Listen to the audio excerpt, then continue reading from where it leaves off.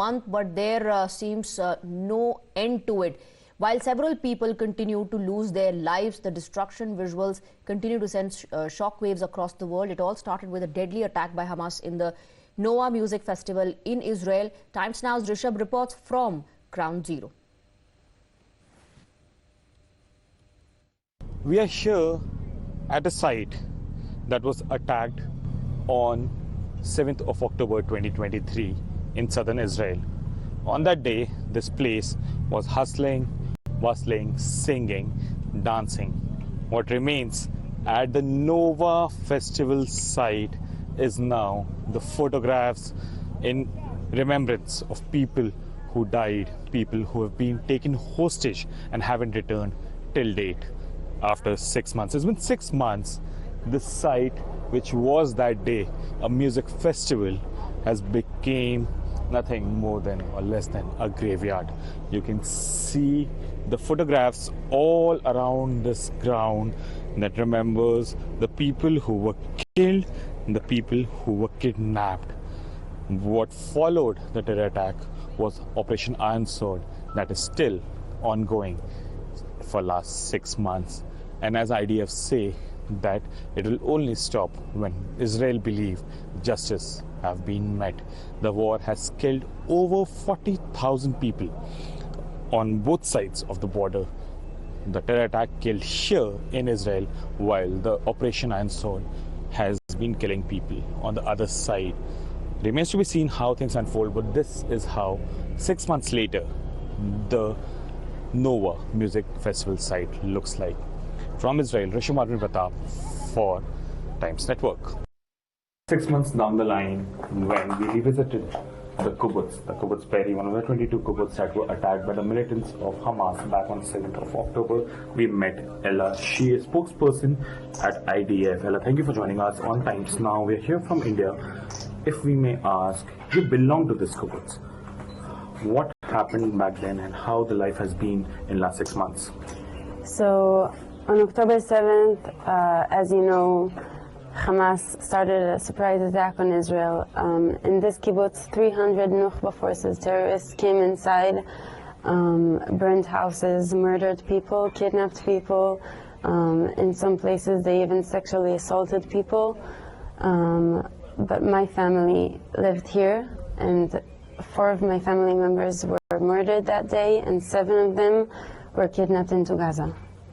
Part of them being kids, a 3-year-old girl, an 8-year-old boy, and a 12-year-old girl. Ella, if I may ask, as spokesperson for IDF, you're in part of IDF, 6 months the Iron Sword has begun. There have been a lot of killing on both the sides. You know, there are a lot of discussions around the way the war is continuing. What you're seeing on your screen is a wall of iron, steel, rust and tragedy. We are here at Car Cemetery, where all the cars that were attacked on October 7th were brought and kept. You can see the destroyed cars, and let's start from talking about this car. This was a family car where you can see the bullets being fired toward the lower end of the car, which means people might be hiding, children might be hiding, and they were attacked. This is one out of those 300 cars that were attacked, even burned. But these are the 2 vehicles that IDF tell us that belong to the militants who came into Israel from Gaza. You can see the machine gun loaded over the car. The machine gun has been removed, but the setup still remains. These 2 cars, for that matter, belong to the attackers, the militants who entered Israel on 7th of October. On your screens right now, if I can give you a larger picture, this is a car cemetery which has been now made in remembrance of people who died on 7th of October. Remember, over 1,000 people have been killed in that terror attack. Over 300 people were taken hostage. Till date, 133 still missing. No one knows where they are, what they're doing.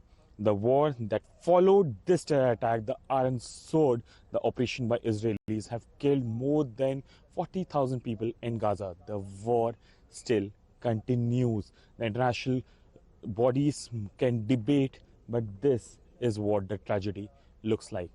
Here in Israel, Rishimar and Pratap, 4 Times Network. Even I'm less, being yeah. joined in by Adam Itter. He's from IDF.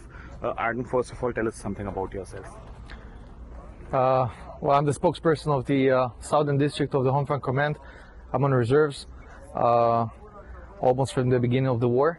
So it's about 6 months dropping all my civilian duties and rejoin the military. So, Adam, if I may ask, we are here at Car Cemetery. Tell us something about this. What's this? What's the motive behind this?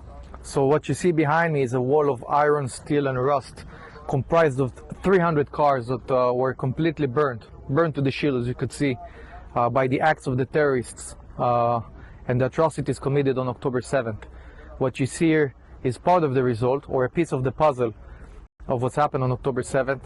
Terrorists who came deliberately to hurt civilians, they came with special formulas designed to increase the degree of the burning of the cars to such level that all the bodies of the Israelis inside of those vehicles will turn into ash.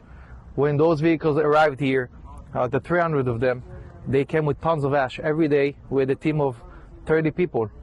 That all they did was to clear those vehicles, to take out 13-14 bags of ash every day out of those cars and to get it to burial, because by the Jewish tradition we have to respect our deads and we have to get all the human remains to burial.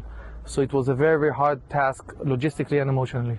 6 months down the line, this is how the kibbutz of Israel look like. Remember, on 7th October 2023, militants from Hamas entered Israel and attacked at least 22 kibbutz, killing over 1,000.